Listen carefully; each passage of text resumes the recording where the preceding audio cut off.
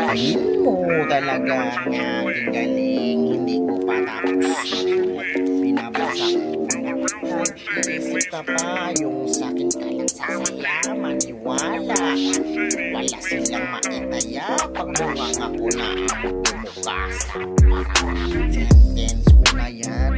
Ano pa ang iyong kailangan para malaman nyo na mas magaling pa ako sa kinakalam mo sa aking story. Huwag kang magmadali na pahinga ka lang sa iyong sinabi.